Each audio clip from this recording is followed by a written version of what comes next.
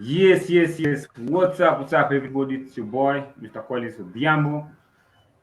Joining us on our live broadcast. We had some technical issues, but we've found some solutions. So hopefully, the broadcast will go on well. Okay.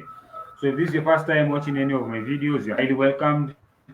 And if you're watching this video today or in the future, you are highly appreciated, and thank you for that.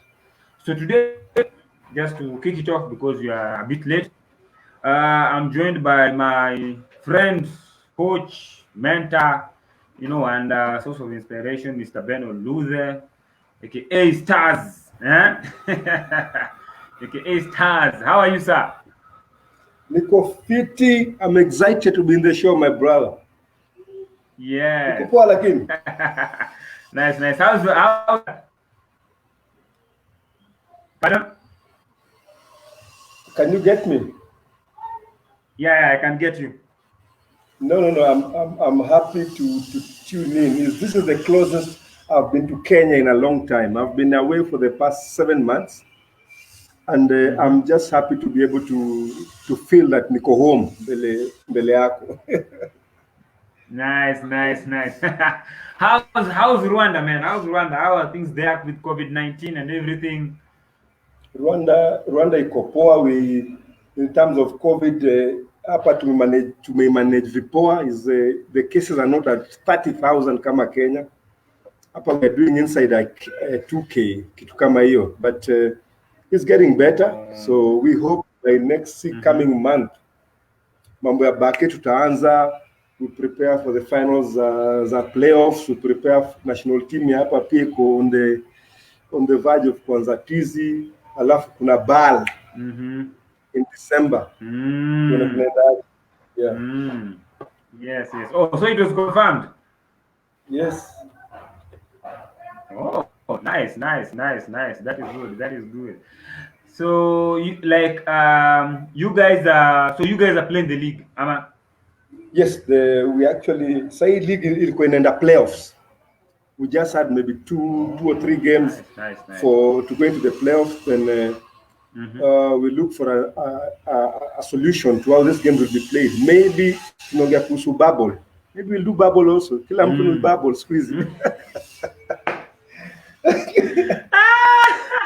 Ni bubble mzee bwana. Ni bubble. Hata ni bubble. Huku Kenya ndio sijui kama tutafanya bubble, even though huko nilisikia league ni hadi next year. The league is Kasarani next year. For the Kenyan bubble is very simple. Kasarani iko na hostels, iko na bake there. Kenya is very easy. Guys get into Kasarani. Bubble ilifanyika. Yeah, Kenya is very easy. So that is your advice. Yes, advice for me, Kenya, if they want to do their league, get teams into Kasarani Sports Complex. There are hostels there. KU iko hapo, watu train KU. USIU. Wakuja wacheze hapo. Bubble iko hapo, my friend. Yeah, that is true, by the way. That is a good idea actually. And I'm watching some guys. There's somebody here called is a friend of mine called, maybe you know him, I don't know, Steward Okumu. Steward Okumu is saying congratulations on your new app. Yeah, so he's really happy for you. Mwambie Okumu nashukuru sana. Yes. Tuko pamoja. I think we had organized for a training session pamoja. Mwambie itafanyika when I come back. Nice. Okumu umesikia? Uko hapo. So guys, if you are tuning in, please tell us where you're watching us from, so that we can give you a shout out. Sasa, the two guys who are watching, the other guy, please tell us where you're watching us from and tell us so that we know who you are. Sasa, now coach, tuendelee tu because we are a bit late. Lakini we have to do what we have to do. So the first question is maybe tell us about where you were born, where you are raised from, just to understand where you came from. Kolo mimi msewa Isich. It's really massive. You know, Uh-huh. when I was growing up in Isich in the early 70s, early 80s, our neighbors walikuwa Wahindi. Can you imagine Isili ni Wahindi neighbors? I know, I saizi know, I know.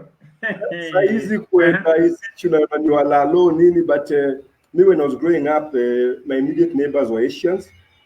And when I even went to school, I was born like 45 years ago, and I'm that young.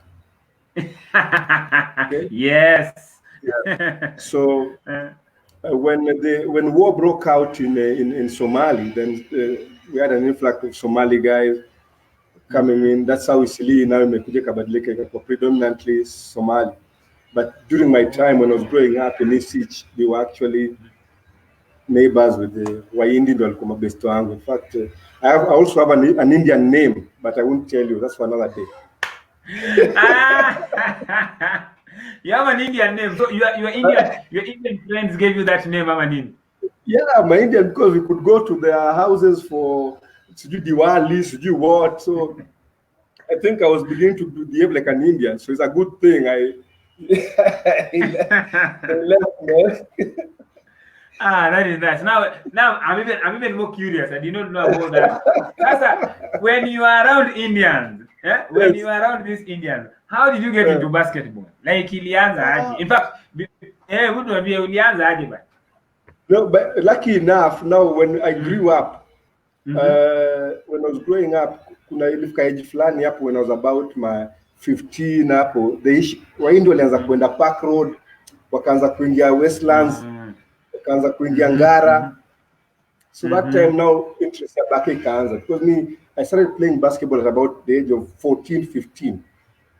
Almost kama mimi pia. My home coach ilikuwa Meno. Kabisa, Mennonites. Yes. So hapo ndio tuna scratch. Yeah. So hapo ndio ulianzia basketball. Yes. Hapo ndio nilianzia basketball with the greats wa kitambo. I wish basketball in Kenya could have a Hall of Fame, you know. We have people like John Tasso, kina Jojo Gola, kina Dennis Orina, kina Jojo Wino Wish, you know.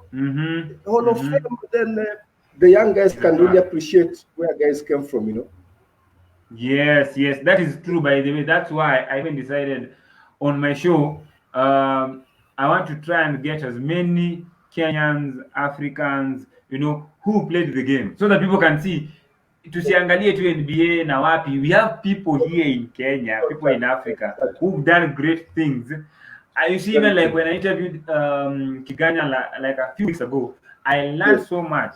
Like he has so much knowledge that our young people can, you know, learn that from, because my focus is on the youth. The youth are the future. So when they learn from guys like you, your story, I mean, they can have that hope, and they know that huyu ni mtu alikuwa tu mahali niko kama mimi na alifika hapa mahali amefika. Like for instance, if today I asked, if I asked you or some of the younger guys, who do they think is the first pro from Kenya to go and play maybe out of the country? What Uganda, maybe guys went to in the US. Who do you think they can call on?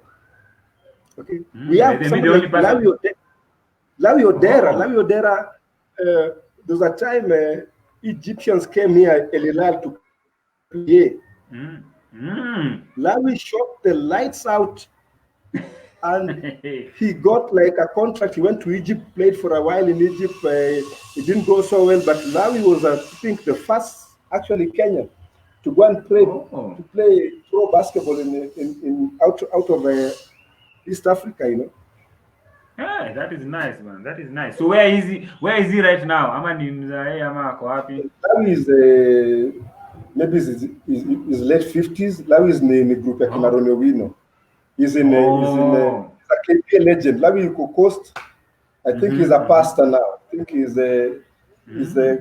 making crossovers for the Lord. Nice. And that's for Jesus. I'm telling you. That is good, man. That is good. So you started playing basketball. So, which high school did you go to?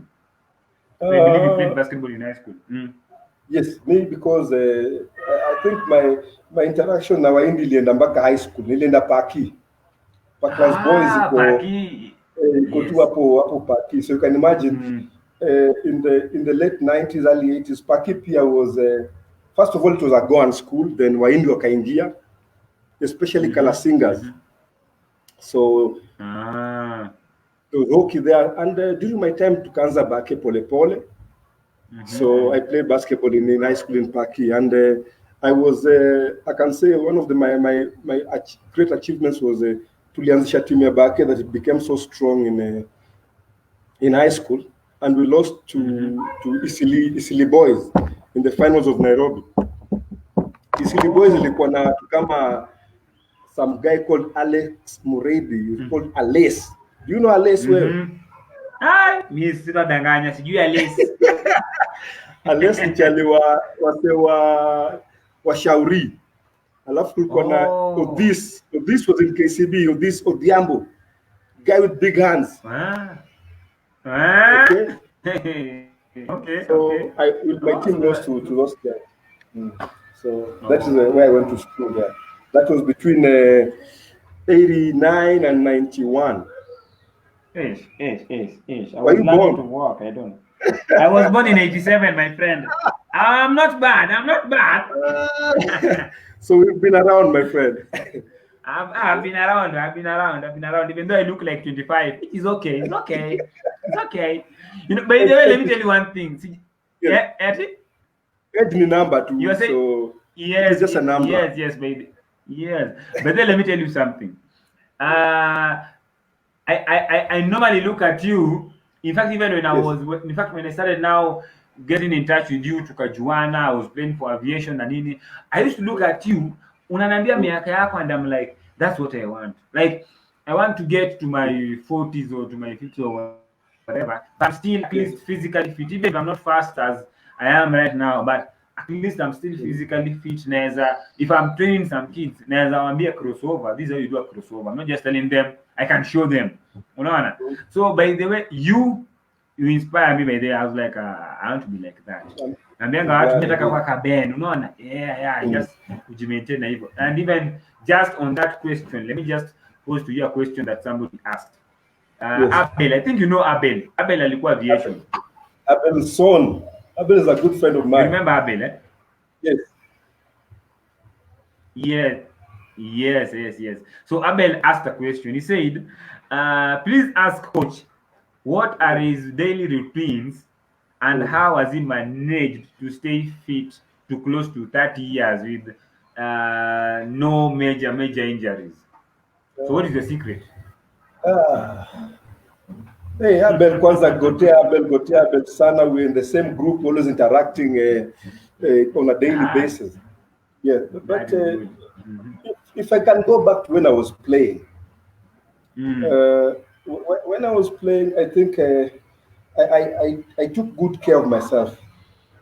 Those days when I was playing at my peak, I want to believe my peak was between the ages of 24 to 30. I just recently maybe gotten a good job at the bank. I was working at the bank, and for a good number of time I was quite a sober guy. Nice. Okay, so mambo ya kwenda Nairobi West Mall was not my thing. Nice. And then I used to prepare. Colombia, I used to jog from Isli home to Rwanda. Barclays Club. Wow. Okay, and I follow the road. Na hiyo ni saa 8 or 5. So we jog saa 8, nimefika Roraka, and you see this jogging was sometimes it was inspired because I didn't have the money to take fare. I understand. So unajichocha, hii ni warm up. I know. Warm up back then. And then later on, when I moved from Isich, I went to live in Kino, just past Uthiru. My team that time was training at UON in the main campus. So you can imagine, on a good day, I'd leave work early, maybe at 3 p.m. I go all the way to home, I change, then I jog back. I jog back from Kilo to UN. Wayakiwe, my friend. Wayakiwe. I know. Wow. So you go past Westi, Kangemi, Mountain View, Udhiru. Hey.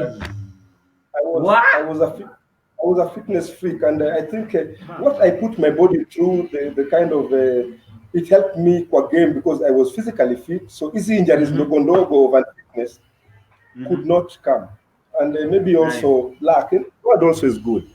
Sometimes these injuries, unashukuru to God that he has kept you safe. Yeah, he's kept you well. So there was no routine kama saituma nini. Me, I've never gone to the gym. Baby, you are somehow like me because mimi pia kwa time I tried but always kitu natokea na unapata I'm not consistent, so I'm like push ups na sit ups na kukimbia na nini. That's mainly what I've done actually. Na mlima pale. Let me give you a story. Ronnie Wino started coaching me, and he told me, Ben, this Ulinzi Warriors team will kill you one day because me, I could really slash in and go into the basket, and Shida and Star were really massacring me, man. I know, man. So he told me, let's get you to the gym. So I used to go to Nyayo gym with him and Alex. You know Alex, this guy in Nyayo? Alex Mugani. Alex, Alex, the guy who massage the guys at Nyayo. Yeah. Namjua. Yes, I know him very well. Yeah. Namkumbuka. So me wakaanza warm. They were warming up with 110 kilos. You know, warm up. 110 kilos. Mimi niko hapo nimeambiwa wewe anza na hii bar. Atianza hii bar ni 20 to 10 kilos. Piga bar. I felt so little. Sikurudi huko. Yeah, na mimi sirudi. No, these guys are jokers. How do you warm up with 110? So I couldn't take it. You know, that is serious, man. How do you warm up with 110 kilos? And they are trying to tell you, my friend, you have a long way to go. Coach, tunaonja. It's all right. Anyway, and another thing that I wanted to ask you, man, is I think I know the answer to this question, but I just want guys to know, who is your favorite player ever? Somebody who inspired you kabisa, and why? Now, are we talking about worldwide Kenya? Worldwide, boss. Because I know we are in the same WhatsApp group somehow. You know, there's only one GOAT. Okay? And we know who that GOAT is. You know? Mimi nimse niko na collection ya the GOAT. MJ. Kabisa, boss. Yes. From Airtime. You remember those tapes? We used to have tapes, eh? And his first tape, I think, Come Fly With Me. Come Fly With Me, yes. Then there was Airtime. Then there was Above and Beyond. Yeah. Then there was, I think, the Repeatables. Then there was the Repeat Bulls. I have all these tapes in my house. In fact, my daughter asked me, Dad, what are these? She can't understand what those big things are. You know? Digital. So I watched Michael, and for me, in fact, it was so engrossing, such that before every game, if my game is at 4 p.m., between 1 and 2, they make a tape of Michael and I watch. Manze, we're on the same WhatsApp group. So I was inspired with Michael's tenacity. I was inspired with Michael's intensity. Okay, how he approached games, and I really felt that I'm the Kenyan Michael those days. Man. Let me tell you one thing. The day that I knew that Oludhe, now when I started knowing who Oludhe was, Yeah.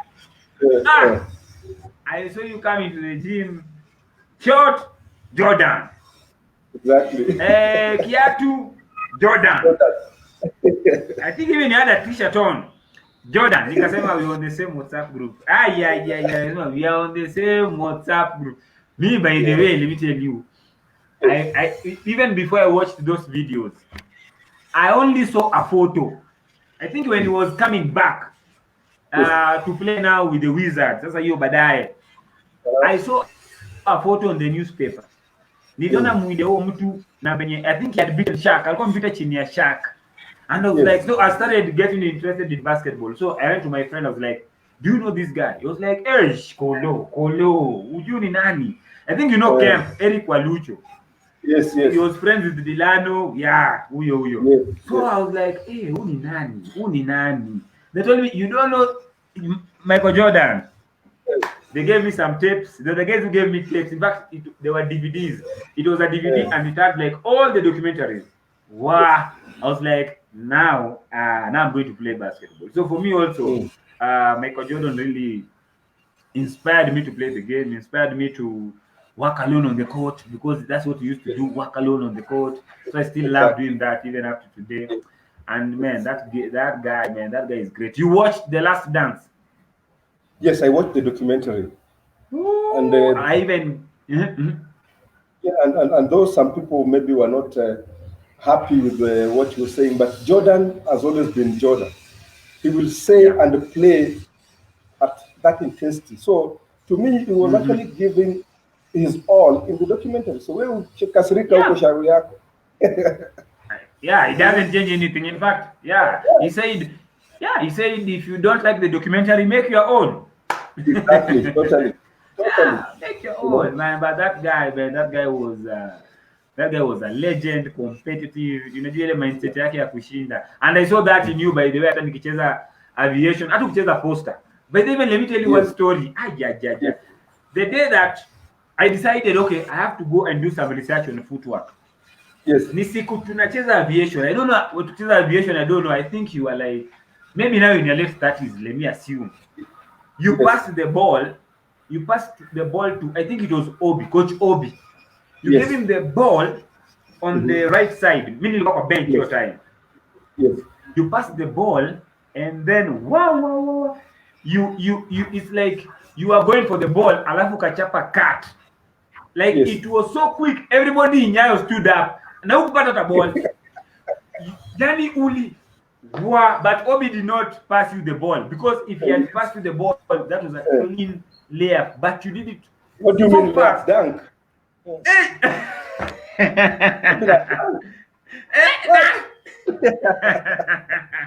But you did it so fast, coach. I was like, what? I don't even think if you remember, but I asked you after the game. Let me tell you what. Yeah. I know what you're talking about. Because basketball is a game of tricks. And the best trickster sometimes wins the battle. Do you know on that backdoor there's always a foul that refs never see? And I think I taught some of you guys how to pull and shove the defender guarding you. So normally the defender's like, I'm in this coma. Nothing. Me, I'm busy scoring. So just being witty. But Manze, you did it. Ulifanya mbio. So I'm glad I'm able to have some. You did it so fast. I was like, This is good. This is serious. I have to learn how to do this.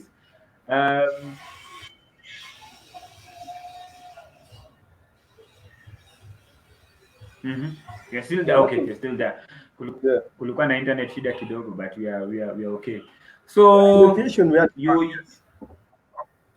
so you watch Michael Jordan is your favorite player, and I know most people, I think, like in our age right now, the youth right now, I'm still in the brackets of the youth, so I call myself a youth. So in this era right now, I go to basketball courts even before Corona.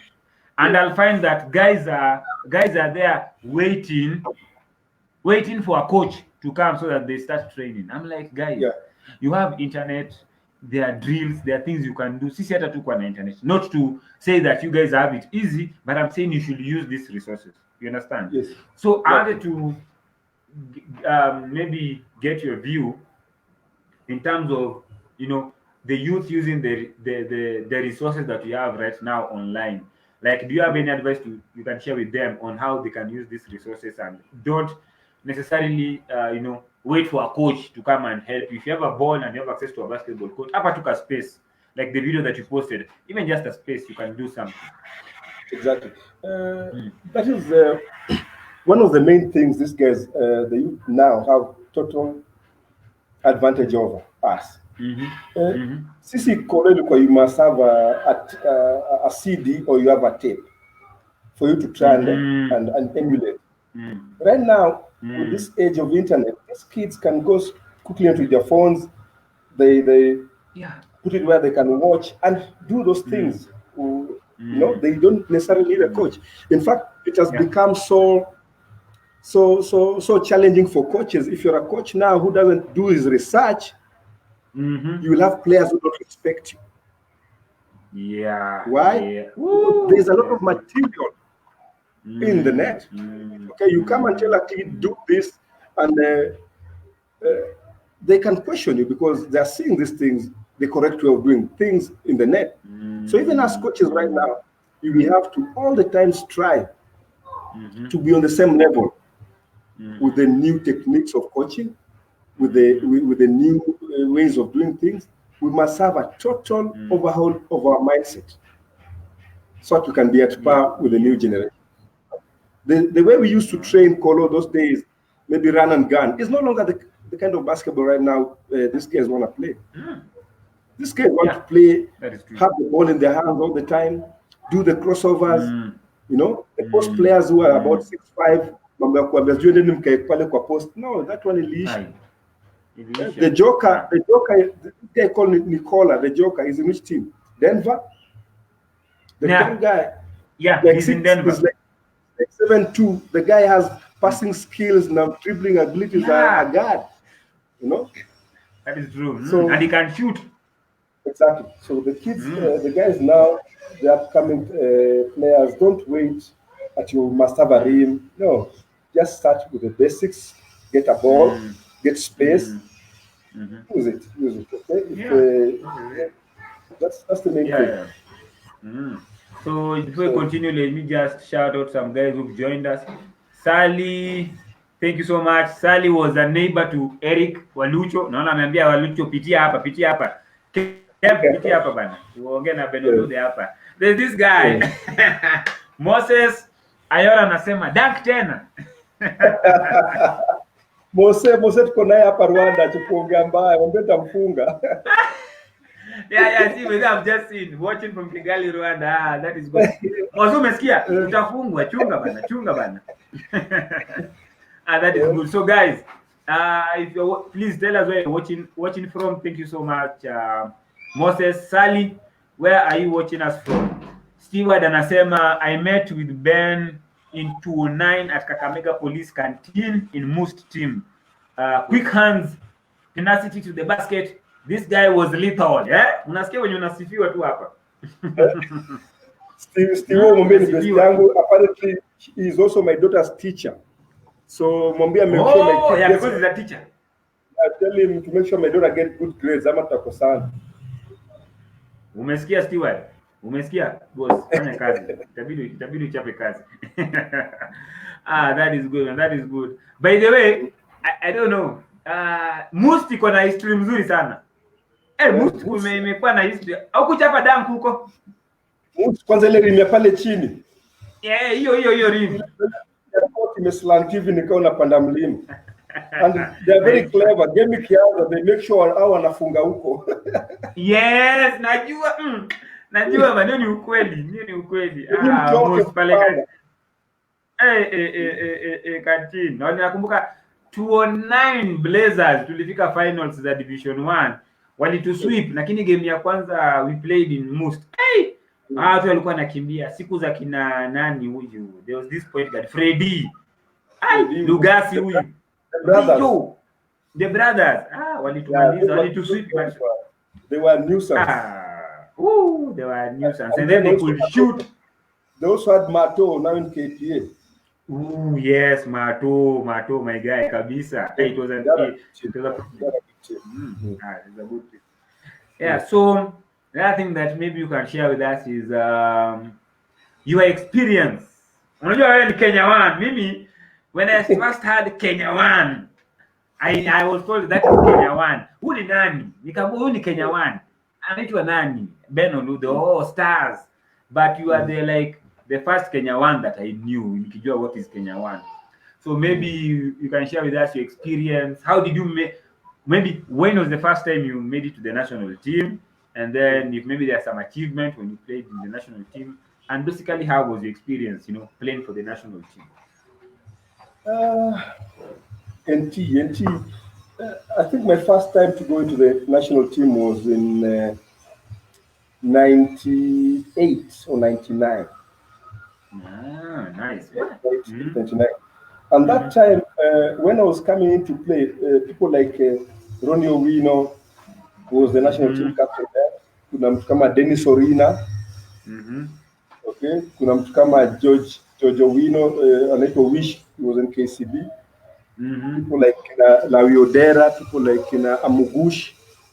And imagine nakuja, and then also kina Solo Onamu, kina Kaliech. These are the people who come maybe trials ndio watu tunakutana nao wanakuja tease.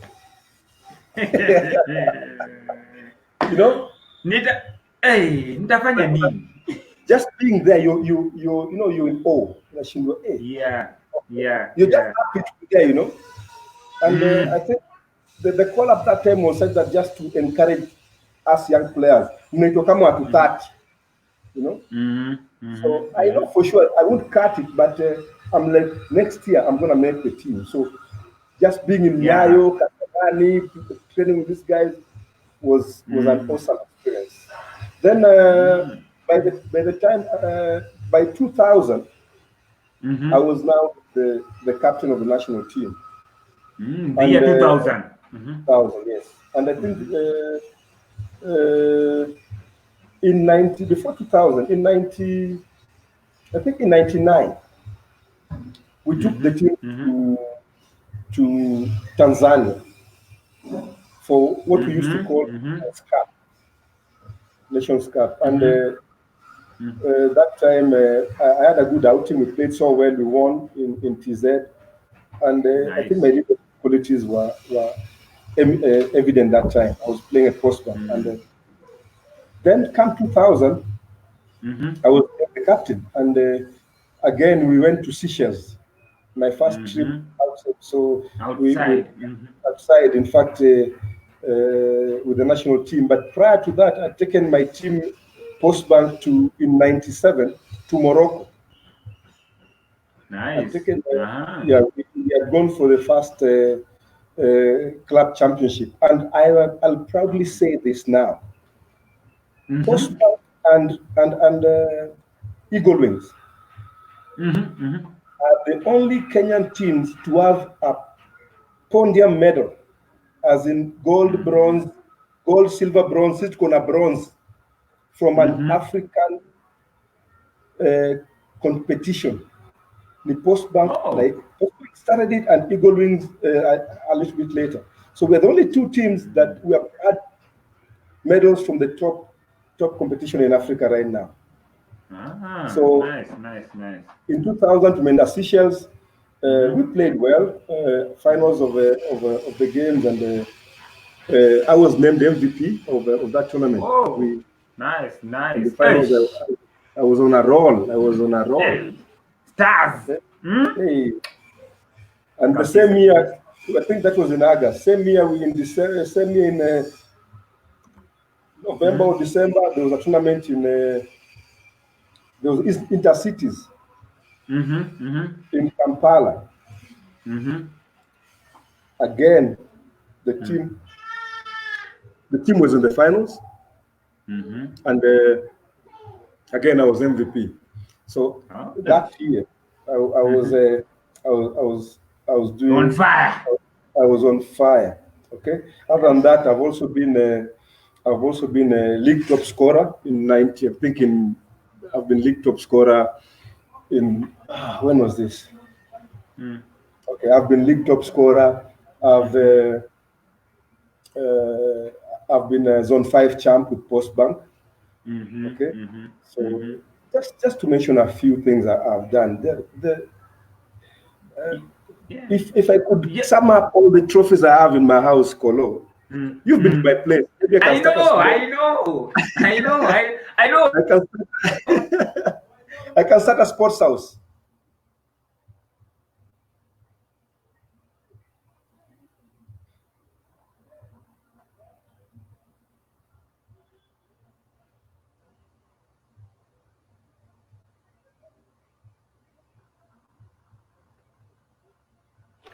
Are you there, Collins?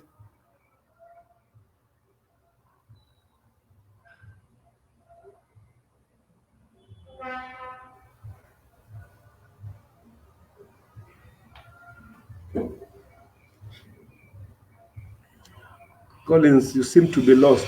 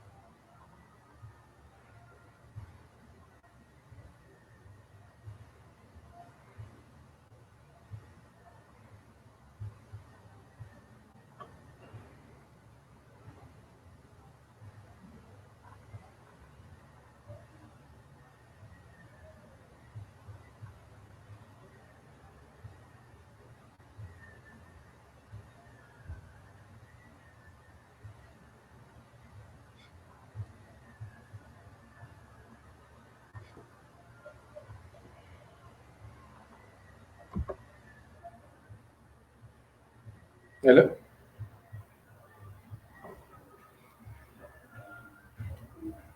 Sorry guys, we had some technical issues kidogo, but I believe you are back. Because tulikuwa na technical issues kidogo, but we are back. Yeah. So let me just mention some few guys before we continue. Guys, tell us where you're watching us from, and if you have any questions for Ben, Coach Ben, please leave them on the comment section. Jamaa maswali. Sasa, if you have questions, please leave them on the comment section. We have George Henry Ogola Sr. He says, I know this guy. There is Oregon Ogola. Is it Oregon? I hope I've read it right. He's watching from SA. Yes. Thank you so much, man. Thank you so much for that. Oh no, that is my hello. Yeah, hello. George Henry is my brother. Is the reason why I'm playing basketball. Oh. Okay. He's the guy who brought me to this game. He was the Kenyan All African Games ladies coach. He played with Ronnie Owino. Oregon is the daughter, so he's a bishop in SA now. Thank you, sir. Nice. Thank you for tuning in. That is good, man. Yeah. Thank you. By the way, on Ronnie Owino, but I'm actually hopeful to have him on the show also soon. Nice. But there's this thing I want you to tell us. Oh, umekuwa na Ronnie Owino. You see, like these things, they how do the people say them? Myths of the legends or something like that. Is it true?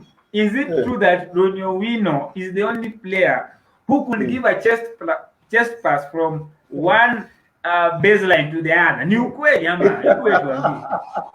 Mimi that hiyo ndio kitu nimesikia. Nilisema lazima nitamuuliza. Ati chest pass kutoka hii sideline hadi ile sideline nyingine. And here's the thing. It doesn't go down like in a maintain. Is it true? That is strong. Yeah. niambie, is it true bwana? No, what I know is when I was playing with Ronnie, I played with Ronnie at Posta. I played with Ronnie at we used to have a team called Mombombo. So what I know is when I'm on the court, me kazi yangu is if a rebound is taken and Ronnie amepewa outlet, mimi niko chini ya rim, I'll get the ball. So it is true. So he brought the ball where I wanted it, okay? And when I was playing with Ronnie, I was easily doing 30 points or something because kazi ya bring ball imeisha.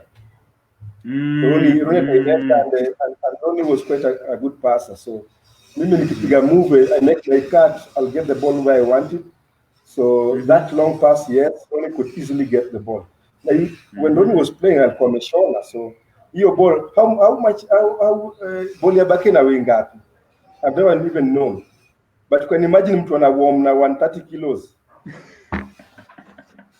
Hiyo mpira ni machungwa. Amerusha tu hivi. So he is quite strong.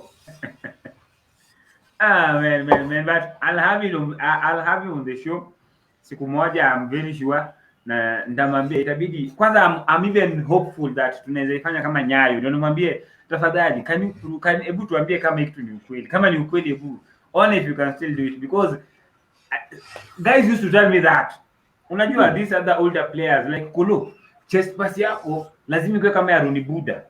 Unajua Ronnie alikuwa na pass. Sasa hivyo ndo naambiwa I'm training with this akina Richard Osano and nani kani kwa I'm still young, they are telling me wewe unajua Ronnie Buda just pass from this side to the other side, so you have to train bwana, chapa kitu, train. And also also Bishop Ogola, who is tuning in, he played with Ronnie for the longest time, my bro. Hear him, you can just comment that one day, is that true? Because when the same team, athletics male friend. So so Mr. George Ogola, please tuambie. Mchungaji tuambie. Yes, I can see him here. He's saying great to see you guys. So Mr. George, please tell us, is it true that Mr. Ronnie could pass the ball, a chest pass from one sideline to the other? Please tell us.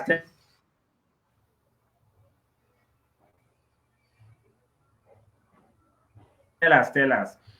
We see Samba. Samba also. So Samba is also watching from Athi River, representing. I know you're familiar with that place, Mr. Ben. Home ground. Yes. Kabisa. Huyo ni mtu mzuri sana. That is the only let me say the only basketball player that my wife knows. Huyo ndiye anajuanga, ananiambianga ule dem tulipatana naye kwa wabake ule tulipatana naye town, because we met with her one time tukienda job, tulipitana hapo town. So huyo anamjuanga. So Samba, you are known, my friend. You are known. Let me tell you something about Samba. You know, sometimes we go to the court and play basketball. Yeah. And unapata labda academy kamekuja. So when mnajigawa watu wataki games, ndio. But when you have Samba on the floor on your side, you will not feel ati kuna dem hapa, kuna nini. She will give you, she will play, you know. So people have been embarrassed right now. Kabisa. Samba, in fact, Samba, there's a time I think we were working with your kids at StaZz HoOpS AcADEmY pale hapa hii. Yes. And then now we were just discussing about, change of directions, and she told me something, but you can't nakumbuka. Me, I'm quick naenda. But he told me something. He told me, Kolo, unajua mimi, I'm not like fast and quick like you. But what I normally do is, now I knew about it, but the way he explained it, I understood it even better. Somebody niambia, people think that I'm fast, but what I do is I change directions quickly. All right. So I was like, I can go slow.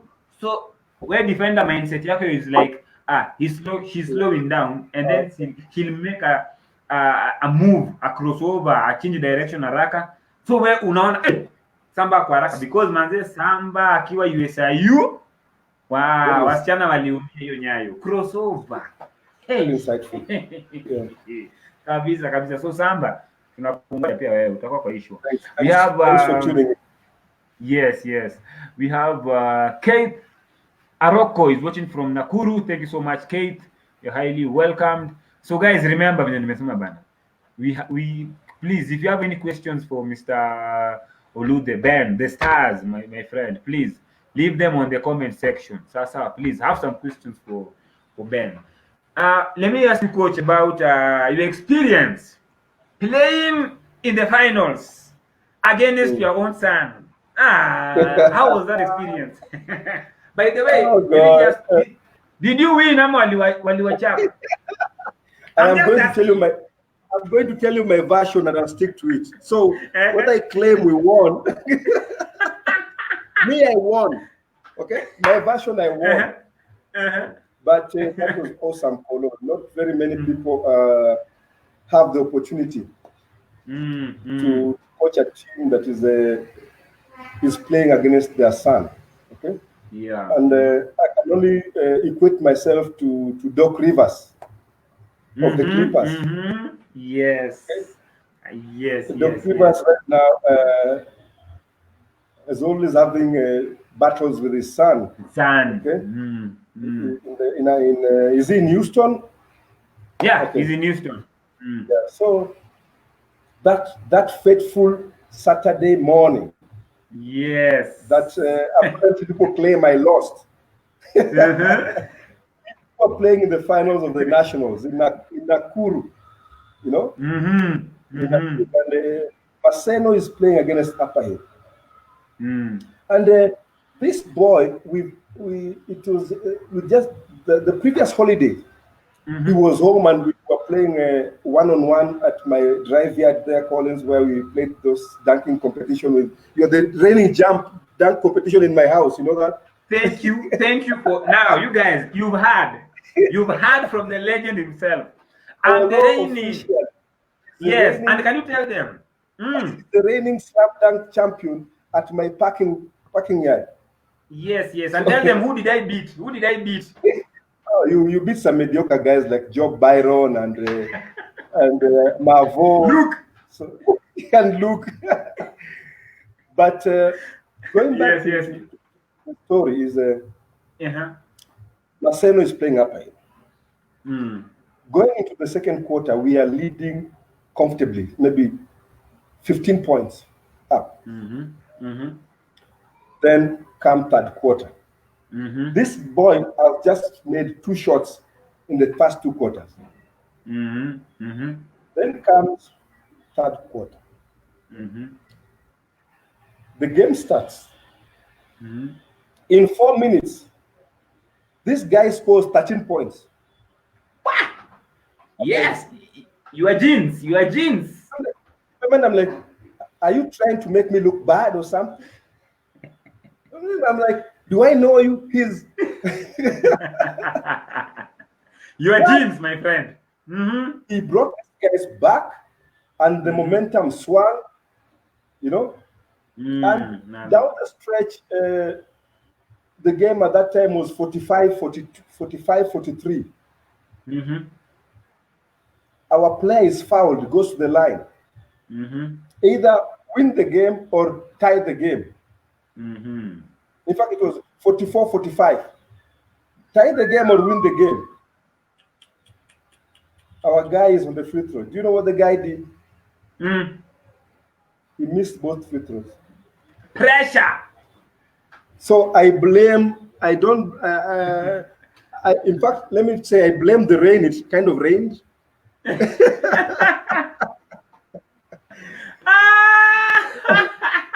Blame it on the rain. But Dwayne stepped it up, and for me that day, it was a bittersweet situation because I was happy for him because I've been kicking his behind all over my driveway, and for us, he came up and he had a chance to show guys that move over, Dad. It's my time. Yeah, it's my time. Yes, like Michael Jordan and the Magic Johnson. Move over. There's a new sheriff in town. He yanked the torch from my hands. Yes. So we talk about and I was proud. If I had to take any loss in my life, and a loss that I really didn't really feel anything about it, I'll take that loss any day. I'll take that loss any day. Ah, man, but that's a great experience, man. That's a great experience, and especially if you have, if you have your father who's always pushing you to get better, and then you get to a place where now you are playing against his team. There's something, it's like, you have something to prove. You have to show up. You have to play. So I think that's why he was like, I have to show up. I have to play. And I mean, those are your genes. So that's why he showed up. That's why he showed up, and that's why. But I have to get him back. He knows if he's watching. The moment we come back to Kenya, we're gonna have our one-on-one again. I'm gonna get him back. Are you sure? Because there's one day I follow him on Instagram. He normally doesn't post so much, but there's a time he posted some video. He was working on his dribble. I was like, coach, give up, my friend. Give up. You will break your ankles, my friend. Are you sure? He's got some serious handles, so I'll just back him up and bully ball. I'll play like LeBron, bully ball. Bully ball. By then, speaking of the LeBron and the NBA, do you have your favorite team? Your team is not in the playoffs. Who are you rooting for? No, I've always been a Laker fan. As soon as MJ left the scene, my man was Kobe.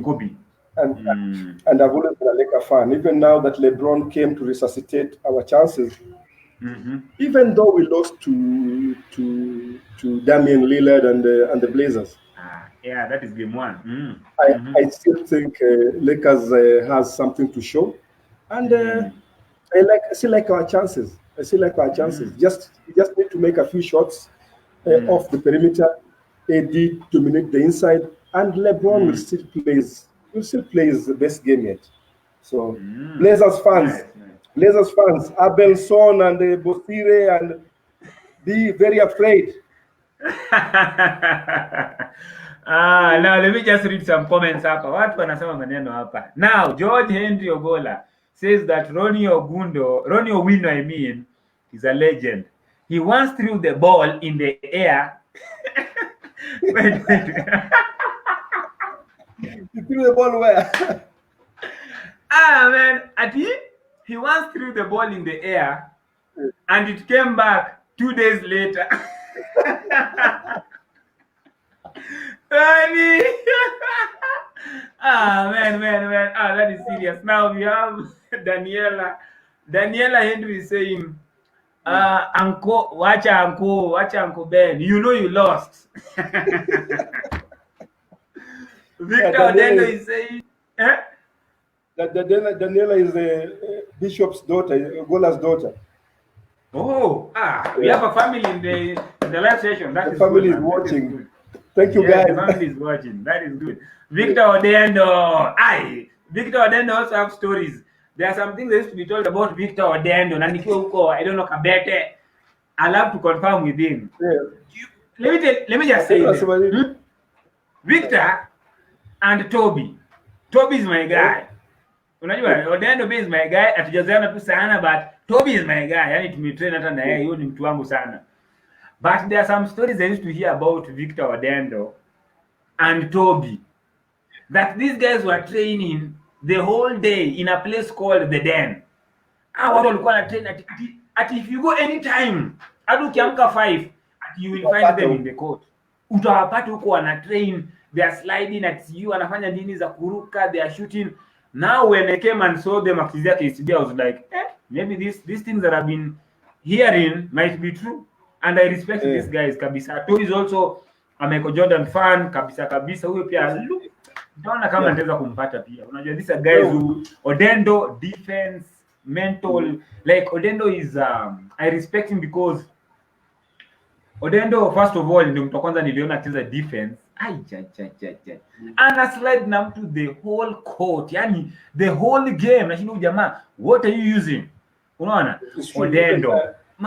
I know what you're saying, because Odhiambo is somebody I think we've gone blows I think we went blows in Kampala, Right. Tanzania.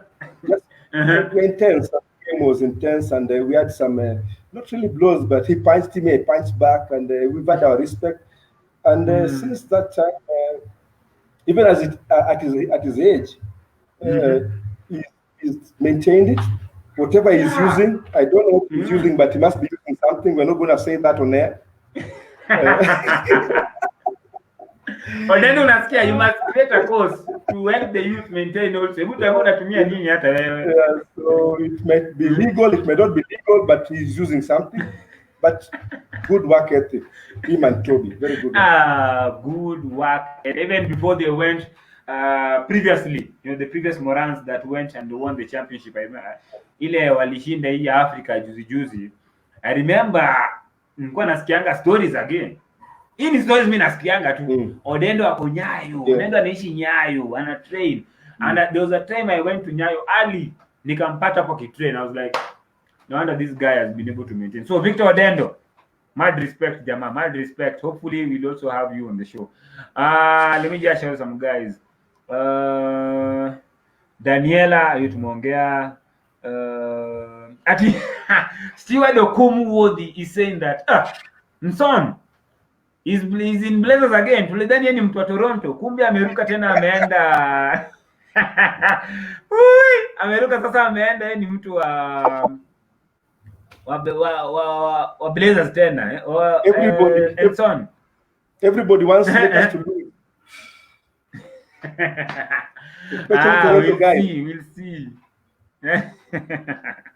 We'll see. We'll see what happens. Now let me just find any other content.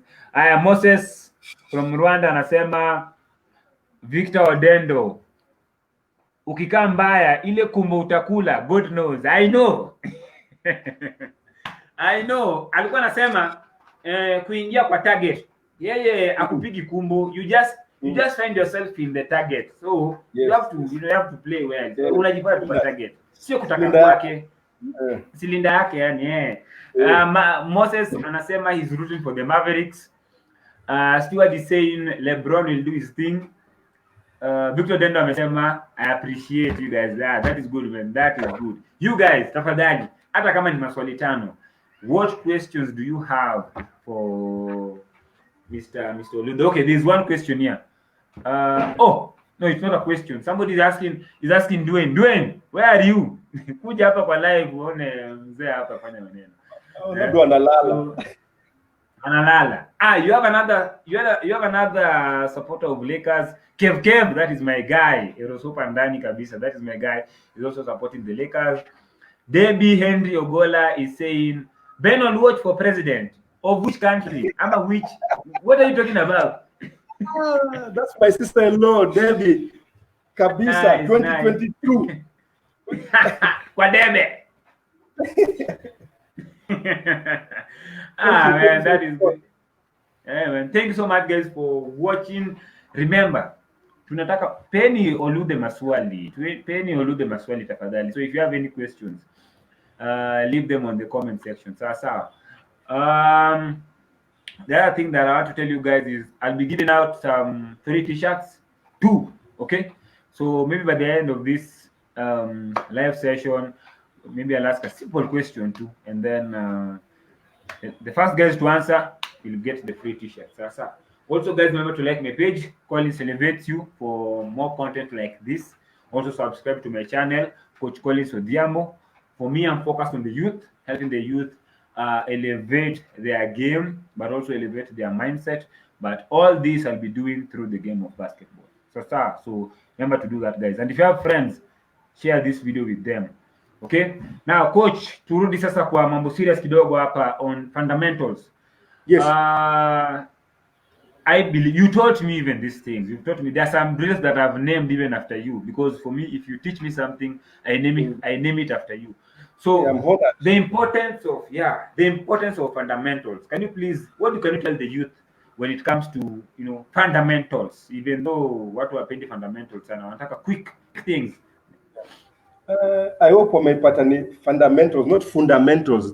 That song. Not fundamentals. Yes, but fundamentals are just the basics, okay? And even in life, sometimes I like to equate basketball to real life situations.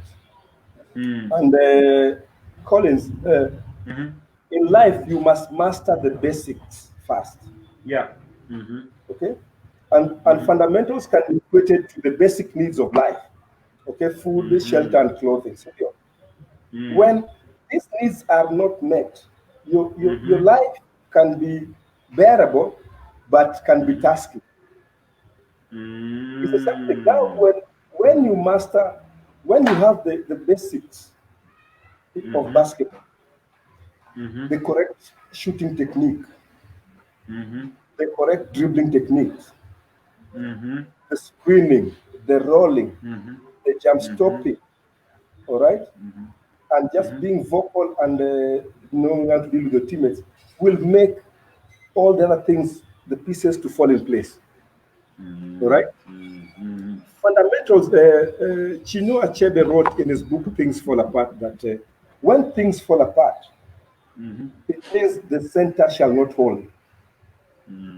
When your basketball is not at its par, where you feel you're not playing at your best, your basics and your fundamentals are wrong, and that is your center.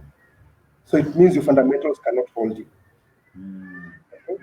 So master the basics, then you will be able to do it very fast, the way the NBA players are doing, the way Damian Lillard is doing, the way LeBron is doing it. But they master them fast, then the rest will follow. So it's very important for you to have your fundamentals sound. Nice, Okay? nice. Yeah. That is fundamentals. Yeah, I agree with you.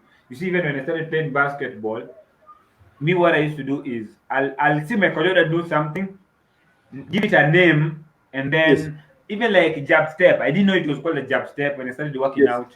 When I started understanding about drills, I Uh-huh. could just name it after him, like step right, attack, or drive Exactly, the opposite direction. exactly. You understand? But And those some things actually helped me improve my game really quickly. Yeah. and some people get injured just because they didn't Mm-hmm. stop the right way. All right? Just because you don't know, you didn't turn the right way. You injure your knees, you injure your waist, you injure your ankles. So all these things just come back to the basic fundamentals. So we must spend time dealing with these things at an early age. Yeah. That is good. That is good. Another thing is, when I played with you, when I watched you play for Posta, na venye mulikuwa, in fact, Posta, let me just say this. Posta hizo uniform zenyu, hizo short zilikuwa kubwa munga. Zilikuwa Imepatiwa, zinakukunywa. It's like a unaikuja long, unaikuja unaikuja. hapo kwa waist kama mara nne. Huku pia mmeng'ang'ana. But anyway, they were nice uniforms. Let me just say that they were nice quality uniforms. You're basically now, coach. Yes. As I was saying, I played with you. I saw you play. You are so confident on the court. You're so confident. Yani coach, hata venye ulikuwa. Let me tell you one thing. Mimi nilikuwa naona hizi vitu. Hata the way you are walking. Kawaida ukitembea tunajua uko tu kawaida, but there was a way you used to walk kwa kiwanja. Uliona Yes. sijui nashinda coach, unajua una tu vitu. Coach hauna vitu, relax. Are you saying nimeisha? Coach kama warm up na 110 kgs. Tulia. But anyway, you had so much confidence. At times nilikuwa najidoubt, but ukiniongelesha tu ukiniambia kulu fanye hivi ama tufanye hivi na like twende, coach amesema like twende. So maybe if you can give the young guys watching this video your secret to maybe, or not even a secret, maybe a tip on how to gain confidence, kujiamini kabisa when you're playing the game. It's called gaining the competitive edge. Okay. And so many people, even now, those people I played against, some of them confuse my confidence to arrogance. Because me, I could play and talk to you. I was nasty. If you can't guard me, I know, man. Really. So, Oh. and I could play with almost a grin on my face when I know I'm better prepared. And confidence comes with preparation. Tusidanganyega, it comes with preparation. If today you're going for an interview as CEO of Safaricom, what are the first things you'll do? You go to Google, utafute kuangalia Safaricom share inaenda ngapi, you know, you get to know M-Pesa last quarter they made. You prepare yourself, you know, You prepare and yourself, preparation comes on the court. In training, okay, in training you need to run the hardest. You need to shoot as many shots as you can. You need to be vocal. You need to play your meanest. The games you play in the aisle or wherever you are should be very easy. Training should be the hardest. Okay. Yes. And I told you earlier on that I used to jog from wherever to wherever, right? So when I'm playing against you and the game has gone to the wire and talent fails, okay, sometimes your talent can fail you. Yeah, you that can is true. try as what will come in to help you? Your fitness, my friend. Your fitness, your hard When, work. when talent fails, when all else fails, talent fails, fitness bails you through. And in my mind, those days, I believed I was the fittest guys on the court. I was among the fittest guys on the court. Okay, and look at. I give you a story with the JC, Jesus Christ. Jesus Christ walked on water. Why? Because he prepared himself before his father, so that his father, God, was able to let him walk on water. Okay, he knew, he was prepared. He knew this storm can't in West make. But what happened? But what happened to Peter? Sink. So come, the guy 2 steps because he was not prepared mentally. Doubts coming. You start doubting yourself. Okay, so preparation before the game is very important, is very fundamental. So let players prepare yourself not only for the basketball game, prepare yourself in life, prepare yourself for interviews, just prepare for anything. Okay, and every time, finally, every time when preparation meets opportunity, yes, then there is success. That is Wow. So that is brings about confidence on my point of view. That is good. Let me just. I think we have some questions. I think I saw some questions. So Steward Okumu is asking, what are you planning for basketball? Hizo ni gani? Renaissance ama ni nini? Sasa hiyo umeandika jamani. Renaissance. Yes. After COVID-19, more so for the grassroots teams. Okumu, this question, a diverse question, because right now, as we all know, I'm in a new Rwanda. job in Rwanda. Okay, but Moran is on a good roll right now. If I just go after the Morans are on a good roll. We need to as a country to stay behind Morans. We need to have the government fall behind it, and we just need to see how far we can go. On the youth level, people like you who are doing youth camps, people like Tiamumbo who are doing the Ankina Zedi, you know, and the guys in the Feba. Yes, Feba. Exactly. That is where our backbone lies. Yeah. In the next 10 years, those kids who are playing basketball now, 10-year-olds, will have a more fundamentally sound someone can pick up players. Exactly. So let's just keep on doing it. COVID has brought guys back, but let's not give up. Let's just maintain the faith, and keep on keeping on. Now, there's another question from your countrymate, Moses. Moses anauliza, let me just put it up. Question, does each player know your opinion of their strengths and their weaknesses? I think he's talking about the team that you are coaching right now. Of course, as a coach, when you interact with your players on a one-on-one, maybe after training, you can go and DM your players. You must always tell the players what you expect from them. Such that when you come to play, don't push them to do things that you didn't discuss with them. If I want my player to give me 10 rebounds, 15 rebounds, 10 assists, 15 assists, take like shots, your players must be in tandem with what you want. As a coach, it's very important to sell your agenda to your players.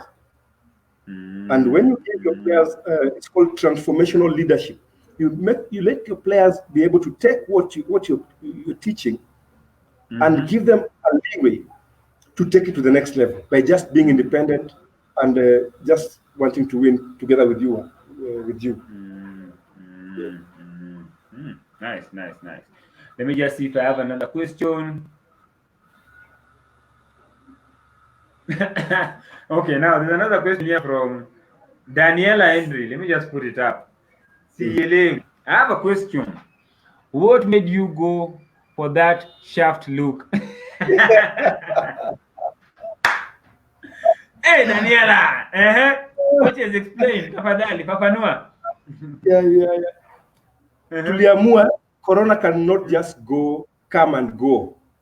You must have something to remember Corona by. So the moment we shall be Corona free, I will shave all my beards.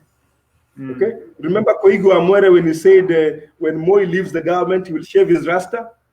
Yes. When we are Corona free, Kata is in Devon, I go back to my Will Smith look. Now I'm looking like a Shaft. I'm going back to my Will Smith look. Hey, Will Smith. Hey. Okay. Now, let me see. Kev is saying, I agree with coach. Preparation is key, and towards self-doubt. I think that's what you wanted to say. And it's okay. We have a question from Kenya One. The other Kenya One. Somebody is asking, MJ Kabisa, what inspired you to coach, and what are your thoughts on coaching styles in Kenya as compared to Rwanda? A very nice question. In fact, I think I even had it on my list. Coach.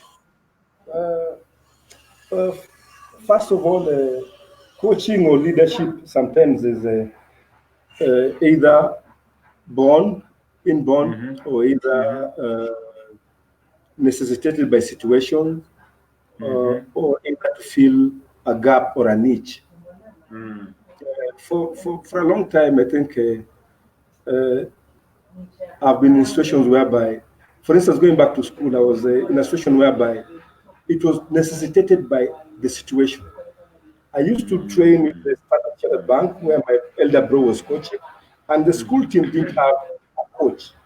So it was easy for me to go get what I'm learning from the team in Standard Chartered Bank, come and coach Parklands. And with that, I became the games captain of the school. And leadership was instilled in me at a very early age. So for me, going into coaching, because I saw the need and the need of people to get the right fundamentals, especially because of lack of coaching, and seeing the results thereafter, and just being able to sit back with a few people and tell me, hey, coach, you helped me go through this, you helped me just in different situations in life. That inspired me, just to see somebody making it further, whether in basketball or in life. That was a great inspiration. And when I talk about the coaching styles in compared to Kenya and Rwanda. I'm lucky right now. I'm working with 3 coaches. Nice. I'm working with a coach from Burundi, and I'm working with a coach from the US. Oh, And okay. if I could zero in to my team specifically, coaching in my team is small games or game situation oriented. Whatever we do, at the end of the day, you'll find yourself in a game in that situation. Either it's a 1-on-1, it's a 2-on-2, it's a 3-on-3, it's a 4-on-4. And I believe even in Kenya right now, the coaching style is changing. The dynamics of basketball is changing. Yeah. So only a coach who is looking for their doom will not change with the culture. So if you're clever enough, and I believe Kenyans are very clever, we must change.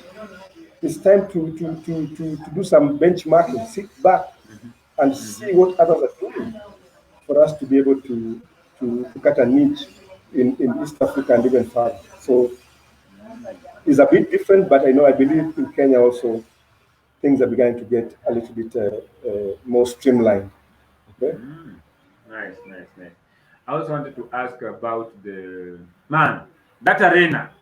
Aye, coach, just tell us something about the experience in that arena. Yani, wacha Kasarani. Kasarani is good, but your arena, my friend.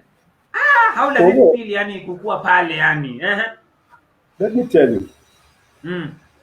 If the GM of the Toronto Raptors himself aliingia arena akasema tumefika Afrika sasa. If my co-coach, the American, who's coach in the D League in the US, amekuja kwa arena akasema, am I in Texas or am I in Kigali? Kabisa. The Kigali arena is awesome. Is awesome. It's just a state of the art thing. They took their time. They did well. It's a good place to be. I wish I was playing. I wish I was playing. Yeah. Man. Me, let me tell you one thing.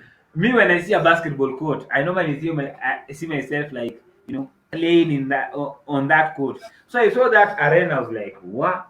I even talked to Coach Henry Kidum. I know you know Henry Kidum. Yes. Yeah, because I was like, Coach, how does it feel yani kukua kwa hiyo arena na hiyo? Because he was my coach in Uganda while I was still playing in Uganda. I was like, he told me, man, mwanangu, hii kitu ni noma. Hii ni kiwanja. Ni noma. I was like, man, I don't know how, but one day I'll even if just making a few free throws, I know I'll find myself there. Hata kama ni kushoot free throw ama nini, I know. Things will happen and najua nitafika. But man, your arena ni noma. I see you have another question here. Steward Okumu is saying the quality of big men of the Patriots team now that you have brought in Bush Wamukota, is he going to be the main center of the team? Coach Dean is my co-coach, the American coach. We don't really want to play Bush at 5. Bush can play from the short corner, can make his drive. Bush can jump out and hit the 3. So we are looking to play Bush at 4. So he can play 5 too. If all goes well, I don't want to get the cat out of the bag about my lineup. We going to Bal especially. Changes might happen. Bush is a main attraction. The last game we played just before we had a lockdown, Bush had 18 rebounds. Bush, kabisa. That's how fundamentally important he is to the team. So he had a double-double very big on the boards. Yeah. Nice, nice. I think we talked about this kidogo, but what I think even you even gave some advice to the coaches, you know, the coaches guys who are coaching these upcoming players. Maybe if there are maybe one or two things that you can tell them, especially guys who are coaching, because I remember when I used to come to your camp, you know, just to help with the drills and when you're coaching the kids at your Yeah. camp. I just wanted to maybe if there are some tips you can share with these young coaches who are specifically working with the young kids, the youth. Are there some advice? Maybe there's something they should keep in mind when they're working on them, with them, I mean. So anything you can share with them in case they come to watch this video. Collins, the mistake some of these young coaches do is that they do not adhere to the simple principle of repetition. Okay? My bro, Coach Ogola, once told me that coaching is like teaching. And in teaching, you introduce the subject, okay? You let them do the assignment, okay? You've introduced dribbling. You let them do it, right? Then you correct the mistakes they are doing. You let them do it. Then you correct the repeated correction again. So it's about repetition and stick and all about at that age, at that young age, is not a time to teach kids how to run suicides. You know, they live and die with the basketball in their hands. Okay, and if I might quote Aristotle, a Greek philosopher, he once said that excellence is not a singular act, but that which is repeated over and over. Yeah. That's where we get excellence. So don't get tired of saying today nimefanya dribbling. No, wacha nikwe noma kidogo wase wanione. Nilete ingine. You know? Keep it simple. Okay, keep it stupidly simple. Right? Then you'll get the results at the end of the day. Nice. I think that is really, really important. You know, just being able to understand that process. You know, and for me, actually, when I decided now, you know what, I'm going to focus on the youth. I was like, I have to learn. I have to learn as much as possible. So I'm learning from different coaches. I mean, I've even getting some books just to understand, you know, how to work with the young players. And yeah, what you've said is really important. I think we have another question here. This is a strong one. Let me just put it up. What's your thoughts about the current basketball leadership? Please be honest on this, StaZz. Ngoma. Stewart. Hey. Nini, Stewart. Nini. Anyway, maybe what can you say? What I can say is we are going into elections. But I don't want to dwell about this. Okay, I'm not a politician. I'm a basketball coach. So I'd like to see a few things have been done well. I'd like to see things being done much better. Okay, and I believe people just need to have a swift change of mindset. And from there, I think we can move forward. Let's just have leadership, whether the same is coming back to office or not. Let's just have a leadership that is the sports oriented. Okay, let's have a leadership that is players oriented. Let's have a leadership that listens to guidance from outside. Then we'll be fine. We'll be fine. That is it's all about the leadership, yeah. Yeah. Yeah, that is true, man. Because okay, we've made some strides, kidogo, but there's still a lot to be done, and we have a lot of potential. That's what I believe. Like Kenyan basketball has so much potential, especially because right now we have kids, young kids, who are already getting the fundamentals and all these things. So, but like the way you say it, in like 10 years, these Mm. kids will be playing at a different level. Kushinda wewe mwenye ulianza sijui form 2 basketball, they'll be at a higher level. So we have to set the leadership right, man. The people who are thinking of me, I normally say, if you get a leadership who is focused on the future, who's like looking at the future of basketball, Yeah. basketball will have a future. Because Totally. yeah, because and we have, the thing is, we have people who love basketball. We saw it when we were playing South Sudan, even though like 3/4 of the room were South Well, Sudanese, that is. but But yeah, Kenyan but it came tells you out. something. It tells you something. Like even when guys are playing the E tournament in Mavisi and UBL, guys come, guys show up, guys love the game. Unaona, but So ni venye tu unajua leadership, marketing na nini vitu hizi hatujazipata right, so it becomes even tricky even marketing, yeah, because that's what I'm talking about. one thing that I Hello. believe, let me tell you, if you go and Google Kenyan basketball, at a hashtag ya Kenyan basketball, you won't find so many videos. Maybe even you'll find most of my stuff there. So I normally even tell True. like young guys, if you're on Instagram, you are looking Mm. for opportunities, my friend, you have internet. Post when you're working out. Wacha kupost vitu zingine. Post when if that is really the time that you love. Post when you're working out. Eka vitu lakini post when you're working out. Tumia hiyo hashtag Kenyan basketball. Tunaishi kwa dunia ya internet sahi. Such things will Exactly. push the name. And Mm. NBA is coming to Africa. Yeah, my friend, you have to be ready. I was talking to a guy that I even worked with him today in the morning. I told him, my friend, you have to think. That's how you have to think of uko mbele.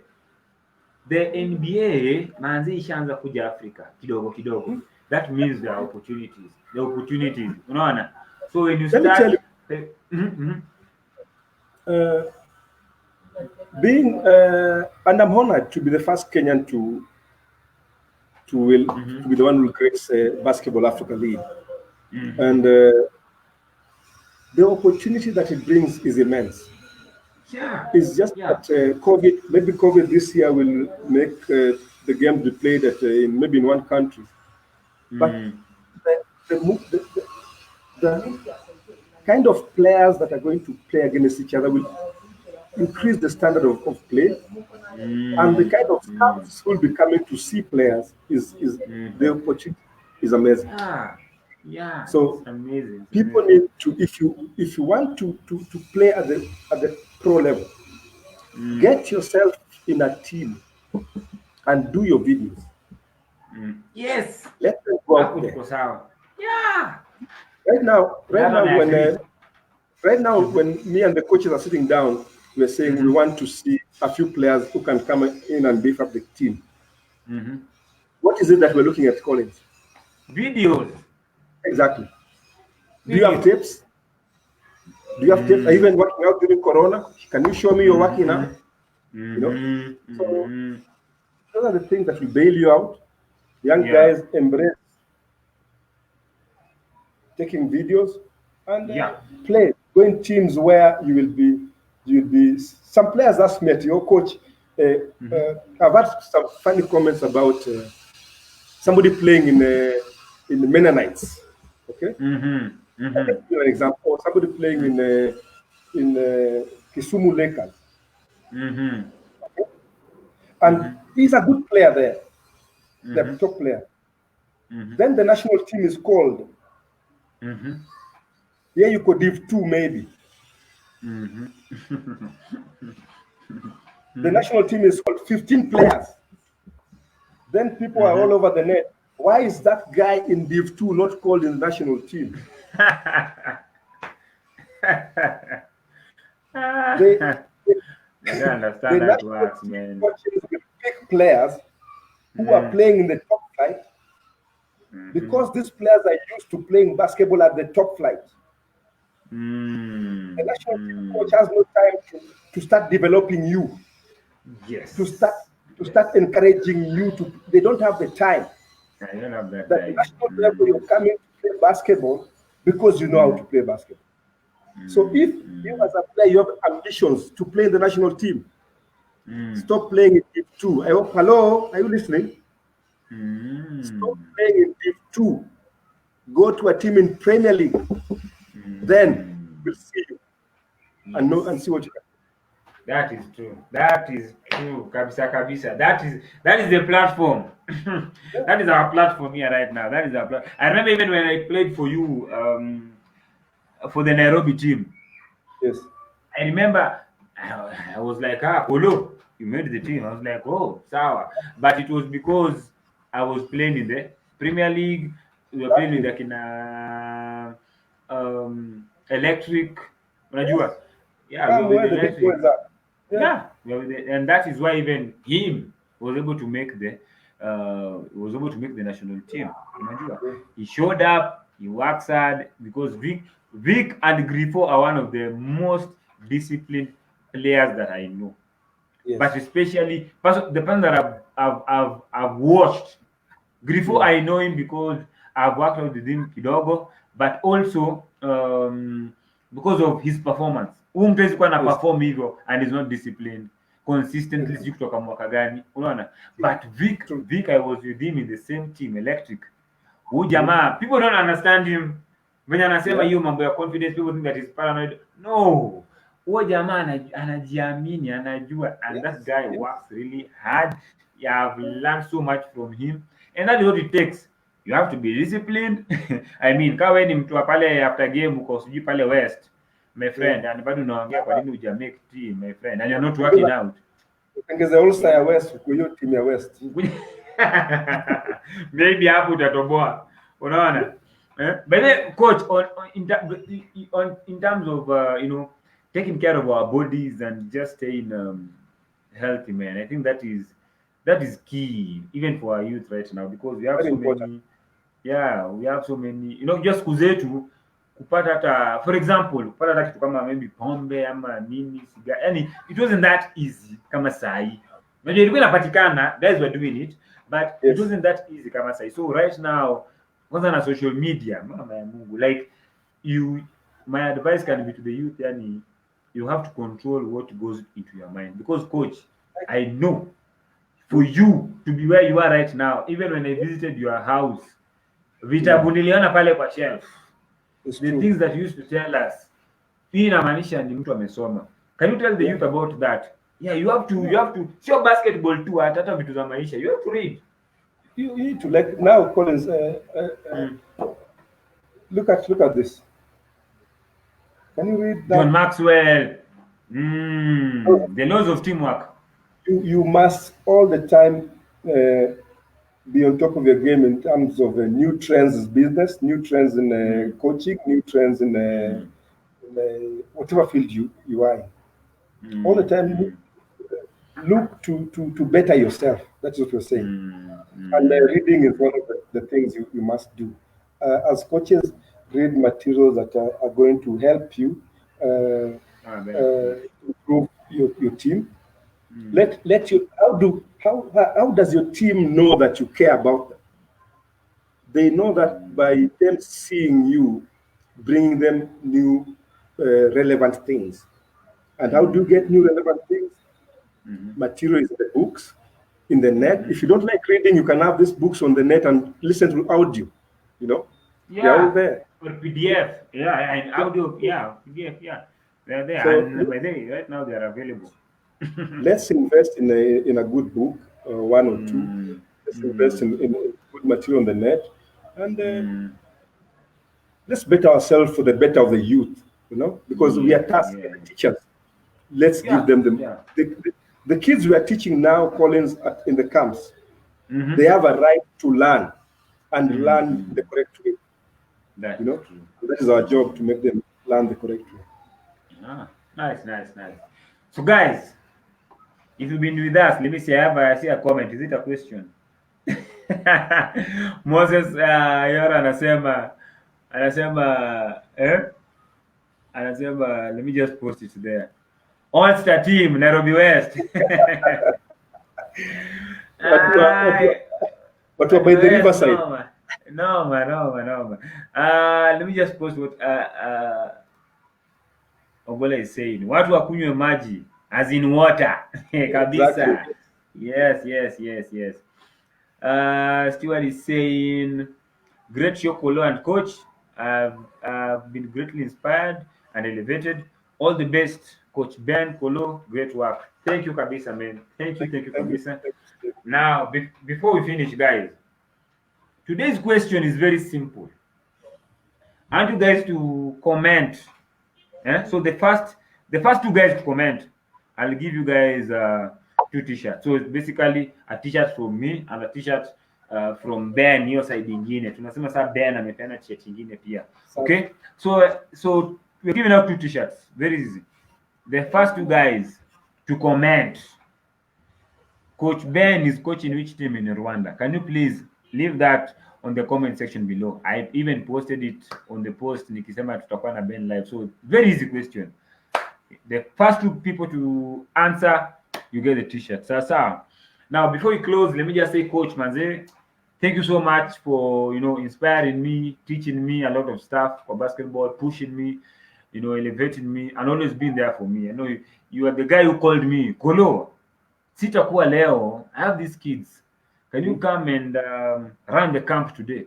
And I'm like, hey, coach, me, I have to come. Unajua, that is somebody who saw your potential. That's what I understand by that. Unajua, that is somebody who understands your potential. And I mean, I'm really thankful for that. Right now, for me, I'm focused on the youth, working with the youth, training them, elevating them, mentally and in form of basketball. So I'm really thankful for everything that you put in me. I'm going to put in them. So I'm really thankful. We pray that you succeed. We know flag ya Kenya huko kabisa, and just represent us. Be your best self. And we wish you all the best as kabisa coach. And so before we close, maybe if there's one thing, your parting shot, then unaweza peana kwa ma coaches maybe and the young players. Is this where tunatuma salamu? Unajua Kenyans. Tuma salamu coach. Tuma salamu, nani free. Nola Wembale, sijui nani waku. Tuma salamu. I'd like to go tell my family. Dwayne is in Texas. I hope he'll wake up to see this. Okay, just hanging there, boy. Corona na kila kitu, but we love you. My daughter AJ. Yes. Okay. Yes. And work with AJ online. Yeah, I saw some. Yeah, so we try to do some dribbling, some shooting on Zoom. So keep working, girl. I miss you, and of course my wife Rose. Hopefully, in the next few months, I'll be able to come home and Kolo will hook up and do some more coaching with the kids. Others, nimeshukuru. Parting shot. Yes. I want to challenge guys to plan. Okay. Sometimes we're going to things without having a definite plan. And in planning, I mean you must have your long-term goals. You must have your mid-term goals. You must have your long-term, mid-term, and short-term. Okay. So assuming you have a year goal, you must say that in the next 3 months, I want to achieve A, B, C, and D. Then after you progress and you achieve your short-term goals, they will encourage you to go into your mid-term goals the next 6 months. Okay? And after you achieve this, now it will be easier to see the bigger picture, the long-term goal. So all the time, plan. Planning is the key to everything. And even as you're planning and you set goals for yourself, be realistic with your goals. Okay, you set what we call SMART goals. Okay, Yes. and in SMART color we mean your goals must be specific. You must know exactly what you want. Yes. Okay, don't beat around the bush. Know exactly. I want to win the league. I want to be a better shooter. Okay, be specific to yourself. Yeah. Okay, then another thing, they must be attainable. Okay, don't today your team has won Division 1, they're going to the next level, maybe the next level, you say you want to win that league also. Kuna wazito huko. Kuna watu wako huko. So be realistic with your goals. Okay, another thing, your goals must be attainable. You must know that at the end of the day, you goal, I'll get there.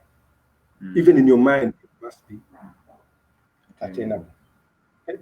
Then set time. The goals must be time bound. Set time for yourself between January and December, so that by November you actually seeing what you want. So every time, be smart with your goals. Don't overdo it.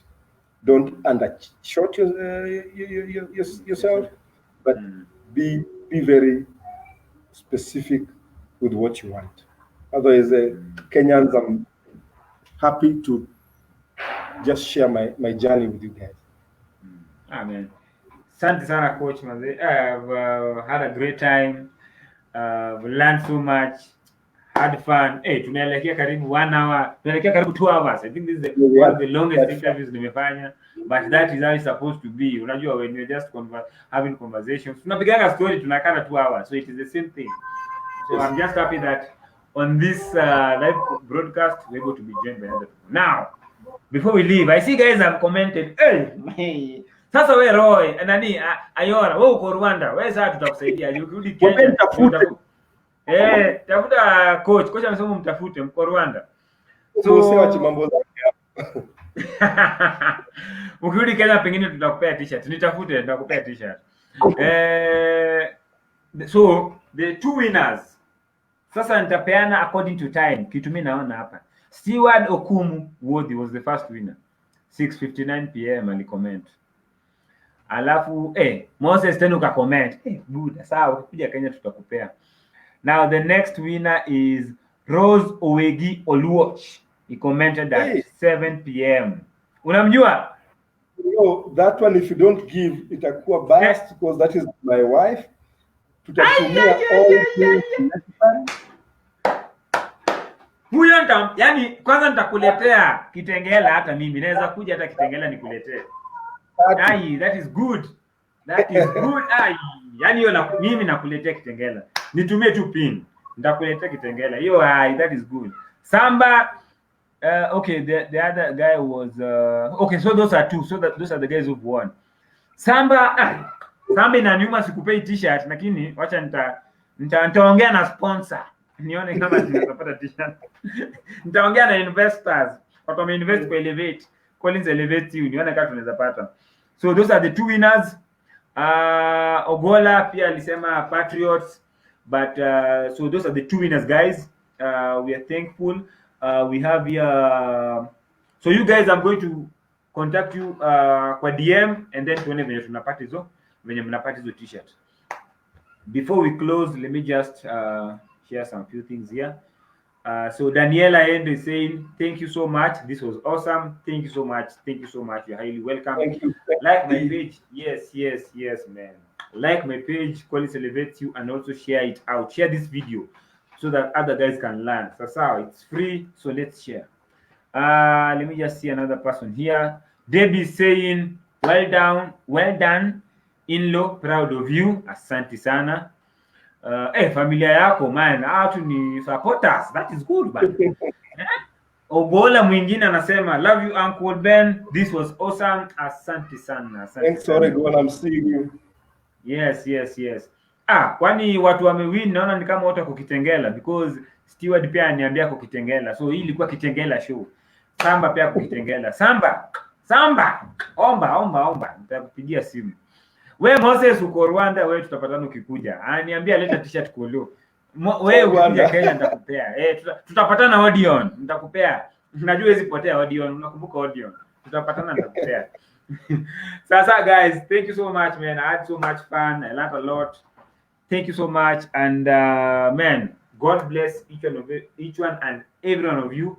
Till next Thursday, guys. Remember to love your life. That's the only life you have. Live fully so that you can rest in peace. Okay? And then create a legacy, because how you live your life is what you're going to leave behind. Asanteni sana. The broadcast imeisha.